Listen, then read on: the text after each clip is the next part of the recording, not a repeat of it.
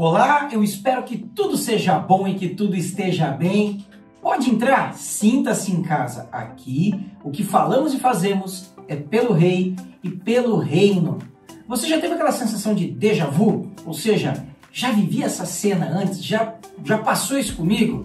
É disso que nós vamos tratar hoje na vida do apóstolo Pedro, capítulo 21 do Evangelho de João. Vem comigo depois da vinheta. Pelo Rei e pelo Reino. Bíblia na prática. Teologia para a vida. Na reflexão de hoje, nós vamos acompanhar um trecho da vida do apóstolo Pedro que aconteceu após a ressurreição de Jesus, e eu vou fazer essa reflexão dividida em dois textos bíblicos, João 21 e Lucas 5. Eu te convido a acompanhar a leitura bíblica, mas também te convido para outra coisa. Já deixa o seu joinha, compartilha com seus amigos, se inscreve nesse canal. Sempre tem reflexões para abençoar a sua vida. E além desses vídeos, nós temos quase que todos os dias 1 minuto com Deus. Videozinhos rápidos de 1 minuto para falar o seu coração. Vamos à leitura, João 21. Depois disso, Jesus se manifestou outra vez aos discípulos junto ao mar de Tiberíades. Foi assim que ele se manifestou. Estavam juntos Simão Pedro, Tomé, chamado Dídimo, Natanael, que era de Caná da Galileia, os filhos de Zebedeu e mais 2 discípulos de Jesus. Simão Pedro disse aos outros: "Vou pescar." Os outros responderam: "Nós vamos com você." Foram, entraram no barco, mas naquela noite não pegaram nada. Ao romper o dia, Jesus estava na praia, mas os discípulos não o reconheceram. Jesus perguntou: "Ei, filhos, tem alguma coisa para comer?" E eles responderam: "Não." Então Jesus disse: "Joguem a rede à direita do barco e vocês acharão." E assim fizeram e já não podiam achar a rede, tão grande era a quantidade de peixes. O discípulo a quem Jesus amava, para que vocês saibam, João, disse a Pedro: "É o Senhor." Simão Pedro, ouvindo que era Jesus, cingiu-se com sua túnica porque tinha tirado a roupa e lançou-se ao mar. Aqui há um ponto para mim crucial na vida de Pedro. Qual que é o contexto aqui? Jesus havia morrido, ressuscitado, tido contato com os discípulos e orientado: "Vão para Galileia, que lá eu vou me encontrar com vocês." A distância entre a Galileia e Jerusalém, que foi onde aconteceu a morte e a ressurreição de Jesus, dá mais ou menos uns 140, 150 quilômetros. Uma semana de caminhada. E eu fico imaginando a cabeça de Pedro fervendo. Eu disse para Jesus que eu iria com ele até a morte, mas eu o neguei. Eu o abandonei, eu não estive presente quando ele foi crucificado. Eu imagino que o coração de Pedro estivesse dolorido. E ele volta para casa, diante do mesmo cenário onde ele cresceu, viveu, trabalhou. E talvez como quem quisesse um tempo longe dos seus amigos, disse: "Vou pescar." Mas os outros falaram: "Nós vamos com você." E aqui entra a primeira reflexão. Às vezes, existem pessoas que estão olhando para nós, se inspirando, se espelhando em nós. E o caminho que nós decidimos caminhar pode influenciar pessoas. Cuidado! Existem pessoas que estão te seguindo, te acompanhando, tendo você como exemplo. A sua decisão pode influenciar pessoas. Quando Pedro diz "vou pescar", é quase como quem diz: 3 anos vivendo esse sonho, essa ilusão, e não deu em nada. Eu vou voltar para minha velha vida. E eles passam a noite e nada apanham. Ao amanhecer, tem um cara lá na praia, gritando se tem comida. E eles não tinham nada. E esse cara fala: "Joga a rede pro outro lado." E eu imagino a raiva de Pedro, depois de ter passado a noite em claro, tentando pegar alguma coisa e não ter apanhado nada, um desconhecido na praia que não tinha nada em suas mãos, tentando ensinar aquilo que ele já sabia. Pedro era pescador a vida inteira e conhecia aquele lugar como ninguém. Mas ele joga a rede.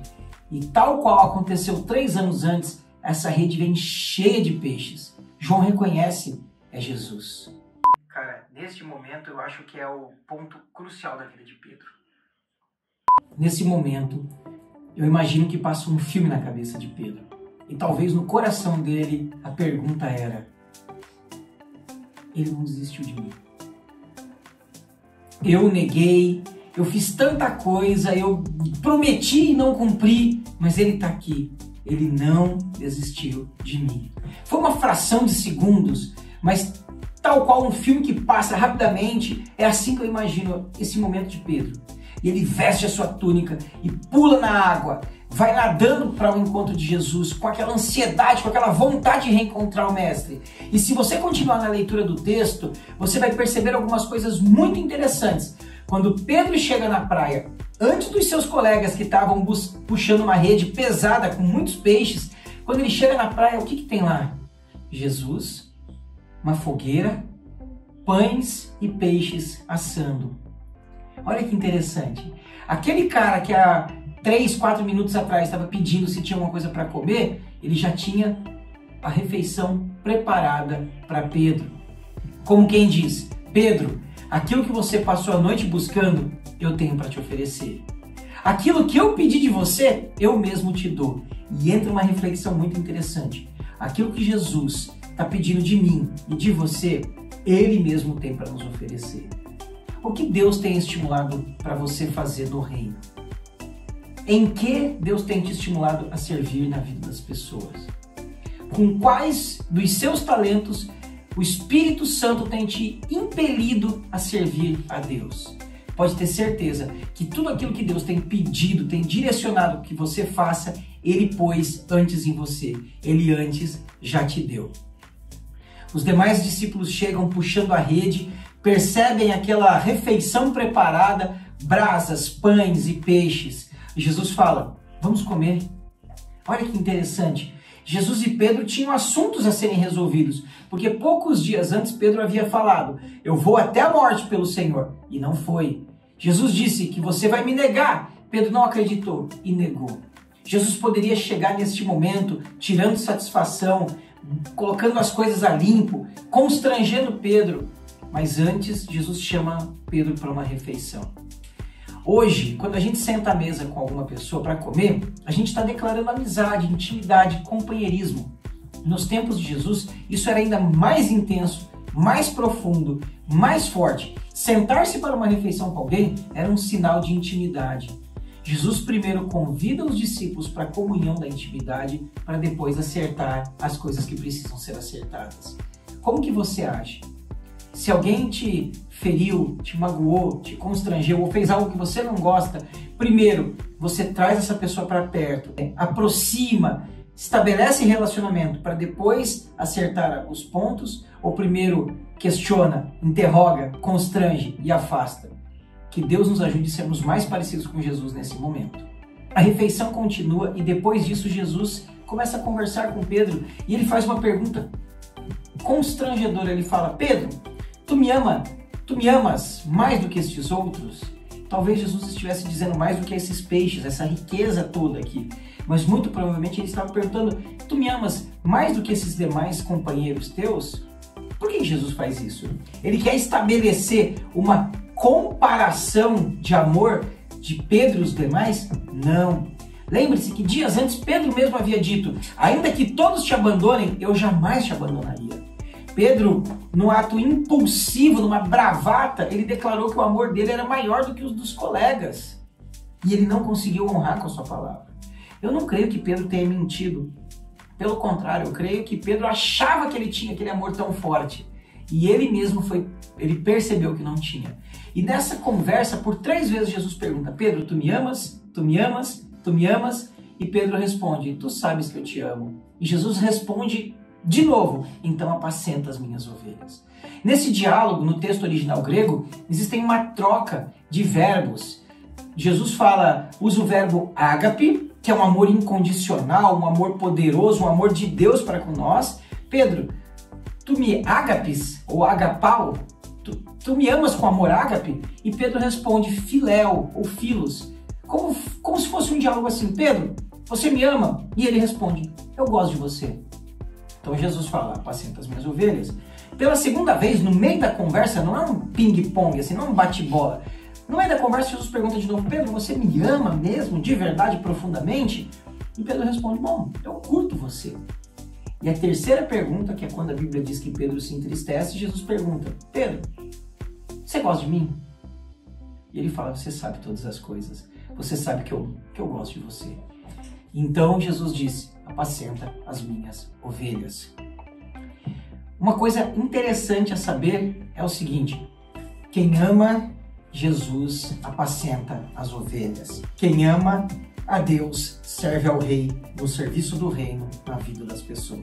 E para concluir nossa reflexão, eu quero te levar a uma leitura que está no capítulo 5 do Evangelho de Lucas. Nós vamos começar no versículo 4. Quando acabou de falar, Jesus disse a Simão: leve o barco para um lugar mais fundo e então lancem as redes de vocês para pescar. Em resposta, Simão disse: mestre, trabalhamos a noite inteira e nada apanhamos, mas sob sua palavra lançarei as redes. Fazendo isso, apanharam uma grande quantidade de peixes e as redes começaram a se romper. Então fizeram um sinal aos companheiros do outro barco para que fossem ajudá-los. E foram e encheram ambos os barcos a ponto de quase afundarem. Vendo isso, Simão Pedro prostrou-se aos pés de Jesus, dizendo: Senhor, afasta-se de mim, porque eu sou pecador. Pois, à vista da pesca que fizeram, a admiração se apoderou dele e de todos os companheiros, bem como de Tiago e João, filhos de Zebedeu, que eram seus sócios. Então Jesus disse a Simão: não tenha medo, de agora em diante você será um pescador de gente. Esses dois textos são maravilhosos, eles acontecem de uma forma muito parecida, mas com uma diferença de 3 anos e meio entre um e outro. O texto de Lucas, capítulo 5, acontece quando Pedro conhece a Jesus. Jesus estava começando o seu ministério público, ele ainda era só um professor que tinha alguns ensinamentos interessantes, e ele usa o barco de Pedro como uma plataforma para ministrar os seus ensinamentos. E depois de ter pregado, ele fala: vamos lá para o meio do lago para pescar? E Pedro falou: Senhor, mas como que diz? Professor, teu negócio é dar aula.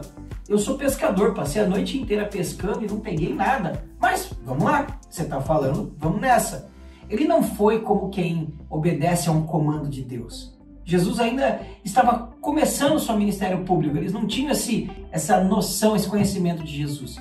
Quando eles vão ao meio do lago, jogam as redes, pescam uma quantidade imensa de peixes, talvez a maior pesca já realizada por Pedro até aquele momento, a ponto de as redes quase se rasgarem e 2 barcos quase afundarem. Pedro se prostra diante de Jesus e fala: vai para longe de mim, eu sou pecador. E Jesus fez o que ele faz com qualquer um que diante dele se prostra e se reconhece indigno da presença, se reconhece pecador. Ele tomou Pedro pelas mãos, o levantou, o abraçou.